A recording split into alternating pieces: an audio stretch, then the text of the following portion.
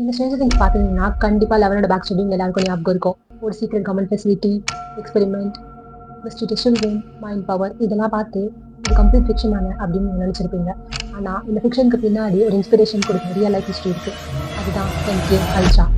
ஆனால் ஒரு முக்கியமான விஷயம், ஸ்ட்ரேஞ்சர் திங்ஸில் பார்த்தது எல்லாமே ஒரு ஒரு ஸ்டோரி அவ்வளோதான்.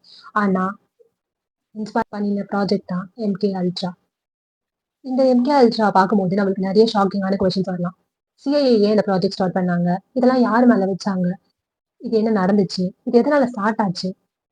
இத பத்தி என்னதான் நிறைய டாக்குமெண்ட்ஸ் அழிஞ்சு போயிருந்தாலும், பேலன்ஸ் மீந்திருக்க டாக்குமெண்ட்ஸ் அண்ட் ஜேர்னலிஸ்ட் எழுதின ரிப்போர்ட்ஸ், இல்ல சில பேரோட லாக்ஸ் இதெல்லாம் வச்சு தான் இந்த வீடியோ நம்ம பார்க்க போறோம். ஹாய், நான் உங்க தேவி. இது தேவிஸ் இன்சைட். 1945 வேர்ல்ட் வார் 2 முடிஞ்சிச்சு. ஆனால் அதோட முடிவு பீஸ்க்கு பிகினிங் இல்லை. அதுக்கப்புறம் தான் உலகம் 2 பெரிய பவர்ஸாக டிவைட் ஆச்சு. ஒரு பக்கம் யுனைடெட் ஸ்டேட்ஸ், இன்னொரு பக்கம் சோவியத் யூனியன். இதுதான் நம்ம ஹிஸ்ட்ரியில் கோல்டு வார்னு சொல்லப்பட்ட பீரியட். இந்த வாரில் புல்லட்ஸ் விட பயங்கரமான வெப்பன் இன்ஃபர்மேஷன். யாருக்கு அதிகமாக இன்டெலிஜென்ஸ் இருக்கோ அவங்க தான் பவர்ஃபுல். கவர்மெண்ட் ஏஜென்சிஸ்க்கு ஒரு பயம் இருந்தது. இனிமேல் நம்ம சோல்ஜர்கிட்ட இருந்து சீக்ரெட் எடுத்தா அவங்க ஹியூமன் மைண்டை மேனிப்புலேட் பண்ண கற்றுக்கிட்டா இது மாதிரி கொஷின்ஸ் இன்டெலிஜென்ஸ் கம்யூனிட்டிக்குள்ளே ரொம்ப சீரியஸாக டிஸ்கஸ் பண்ணப்பட்டது. அந்த பயம் தான் CIAவோட சில சீக்ரெட் ரிசர்ச் ப்ராஜெக்ட்டுக்கு பிகினிங் ஆச்சு. அவங்க objective simple, enemy mind control techniques develop பண்ணியிருந்தால் அதை புரிஞ்சுக்கணும், அதை ப்ரிவெண்ட் பண்ணணும். ஆனால் இந்த ரிசர்ச் போக போக எத்திக்கல் பவுண்டரிஸ் எல்லாத்தையும் கிராஸ் பண்ண ஆரம்பிச்சுது. 1953 CIA டைரக்டர் ஆலன் டூலிஸ் ஒரு ஹைலி கிளாஸிஃபைட் ப்ராஜெக்ட்டுக்கு அப்ரூவல் கொடுக்குறாரு. அதுதான் MK அல்ட்ரா. அஃபிஷியல் ரெக்கார்ட் படி இந்த ப்ராஜெக்டோட goal human behaviour, interrogation method and mind related research பற்றின ஸ்டடி பண்ணுறது. ஆனால் அதை அச்சீவ் பண்ண யூஸ் பண்ணுற மெத்தட்ஸ் தான் இன்றைக்கி கான்ட்ரவர்ஷியலாக இருக்குது. இந்த ப்ராஜெக்ட் பற்றி பல டாக்குமெண்ட்ஸ் டிஸ்ட்ராய் பண்ணப்பட்டாலும் சர்வ் ஆன records, senate investigation and later documented files மூலமாக ஹிஸ்ட்ரி கொஞ்சம் கொஞ்சமாக வெளியே வர ஆரம்பிச்சுது. ஆனால் இது பிகினிங் தான். இனிமே தான் இந்த ஸ்டோரி ரொம்ப டார்க்கான டைரக்ஷனுக்கு போகுது. 1953 CIA ஒரு ப்ராஜெக்ட்டுக்கு அப்ரூவல் பண்ணுது. அது கோட் நேம் தான் MK அல்ட்ரா.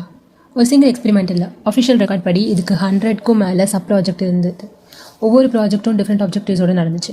CIAக்கு ஒரு கேள்வி, ஒரு ஹியூமன் மைண்டை extreme stress, fear, drug, hypnosis இல்லை ஐசோலேஷன் இல்லை இன்ட்ரோகேஷன் டெக்னிக் மூலமாக இன்ஃப்ளூயன்ஸ் பண்ண முடியுமா? இந்த கேள்விக்கு ஆன்சர் தேடுறது தான் இந்த ரிசர்ச் ஸ்டார்ட் ஆச்சு. அஃபிஷியல் இன்வெஸ்டிகேஷன்ஸ் லேட்டர் ரிவீல் பண்ணது என்னன்னா, சில கேஸில் பார்ட்டிசிபெண்ட்டுக்கு ஃபுல் இன்ஃபர்மேஷன் கொடுக்காம எக்ஸ்பெரிமெண்ட் நடந்திருக்கு. இதுதான் இன்றைக்கும் MK அல்ட்ரா பற்றி பேசும்போது பிக்கெஸ்ட் எத்திக்கல் கான்ட்ரவர்சியாக பார்க்கப்படுது. இந்த ப்ராஜெக்ட் ஒரு லொக்கேஷனில் மட்டும் நடக்கல. Universities, hospital, research institution, private organisation இப்படி பல இடங்களில் ரிசர்ச் ஃபண்ட் பண்ணப்பட்டது. ஆனால் எல்லா ரிசர்ச்சும் CIA ஃபண்டிங் பற்றி தெரிஞ்சிருந்தான்னு சொல்ல முடியாது. சில ப்ராஜெக்ட் இன்டைரக்ட் ஃபண்டிங் மூலமாக சப்போர்ட் பண்ணப்பட்டது.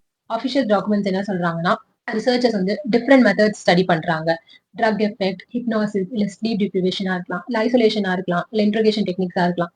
இது எல்லாத்தையும் ஒன்றுனா பண்ண ஹியூமன் பிஹேவியர் எப்படி சேஞ்ச் ஆகுது அப்படிங்கிறத கொஞ்சம் கொஞ்சமா தெரிஞ்சுக்க ஆரம்பிக்கிறாங்க. இது என்னதான் சயின்டிபிக் எக்ஸ்பெரிமெண்ட் அப்படின்னு சொன்னாலும் இதுல எத்திக்ஸ் மிஸ் ஆகுது அப்படின்ற ஒரு கன்க்ளூஷனுக்கு வராங்க.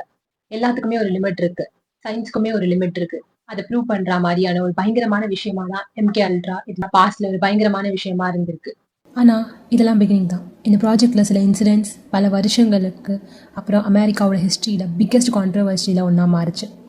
அது என்ன நெக்ஸ்ட் சாப்டர்ல பார்க்கலாம். MK அல்ட்ரா பத்தி பேசும்போது நிறைய பேருக்கு ஒரு மிஸ்கான்செப்ஷன்ஸ் இருக்கும். இது ஒரு சிங்கிள் சீக்ரெட் லேப்ல நடந்த எக்ஸ்பெரிமெண்ட் அப்படின்னு இருக்கட்டும்.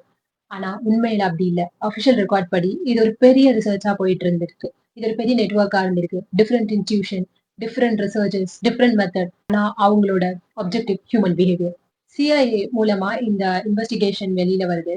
ரெக்கார்ட்ஸ் பார்த்தா researchers drug effect, hypnosis, isolation, sleep deprivation, interrogation technique மாதிரியான டாபிக்ஸ்ல ரிசர்ச் பண்ணது தெரியுது. இன்னைக்கு இந்த மெத்தட்ல பல அன்எத்திக்கல் அப்படின்னு கன்சிடர் பண்ணப்படுது. ஆனா அந்த டைம்ல ப்ராப்பரான கான்சென்ட் இல்லாம அந்த மக்கள் மேல யூஸ் பண்ணிருப்பட்டிருக்கு.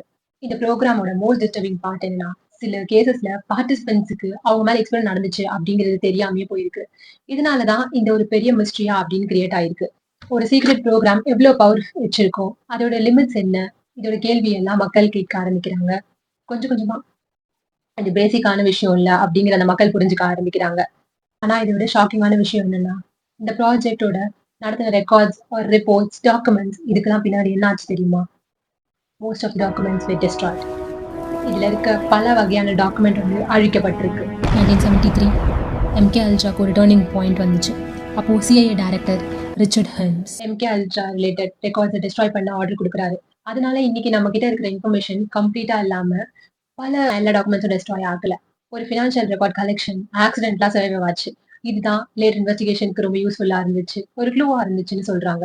1975ல அமெரிக்காவில் சர்ச் கமிட்டின்னு ஒரு செனட் கமிஷன் இன்டெலிஜென்ஸ் ஏஜென்சி ஆக்டிவிட்டிஸை இன்வெஸ்டிகேட் பண்ண ஆரம்பிக்கிறாங்க.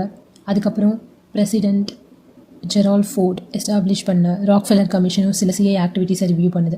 இன்வெஸ்டிகேஷன் மூலமா எம்கே அல்ட்ரா பத்தி கொஞ்சம் கொஞ்சமா பப்ளிக்ல டீடைல்ஸ் கிடைக்க ஆரம்பிக்குது.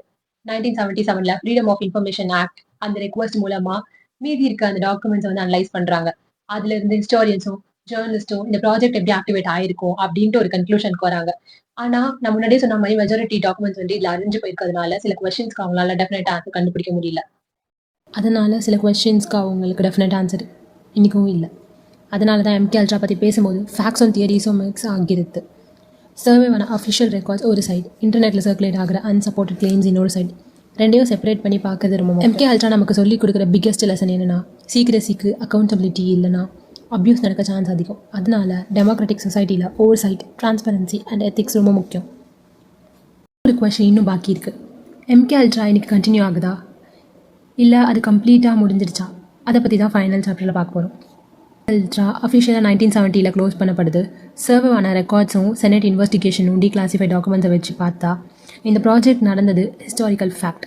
ஆனால் இன்டர்நெட்டில் நீங்கள் பார்க்குற ஒவ்வொரு ஸ்டோரியும் அதே அளவுக்கு எவிடன்ஸ் சப்போர்ட் பண்ணுதுன்னு சொல்ல முடியாது. இன்றைக்கும் சோஷியல் மீடியாவில் எம்கே அல்ட்ரா பற்றி நிறைய வீடியோஸ், போஸ்ட், தியரி சர்க்குலேட் ஆகுது. சில ஜென்யூன் ஹிஸ்டாரிக்கல் ரெக்கார்ட்ஸ் பேஸ் பண்ணுது, சிலது கம்ப்ளீட் ஸ்பெக்குலேஷன். அதனால் ஒரு வியூவராக நம்ம ரெஸ்பான்சிபிலிட்டி என்னென்னா சோர்ஸ் செக் பண்ணுது, எவிடன்ஸ் இருக்கா, அஃபிஷியல் ரெக்கார்ட்ஸ் என்ன சொல்லுது, ஹிஸ்டோரியன்ஸ் என்ன இன்க்ளூட் பண்ணுறாங்க. இந்த கொஷின்ஸ் கேட்கறது ரொம்ப முக்கியம். எம்கே அல்ட்ரா நமக்கு ஒரு பெரிய லெசன் கொடுக்குது. சயின்ஸ் பவர்ஃபுல், கவர்மெண்ட் பவரும் பவர்ஃபுல். ஆனால் எத்திக்ஸ் இல்லாமல் இது ரெண்டும் சேர்ந்தா கான்சிக்வன்சஸ் ரொம்ப சீரியஸாக இருக்கலாம்.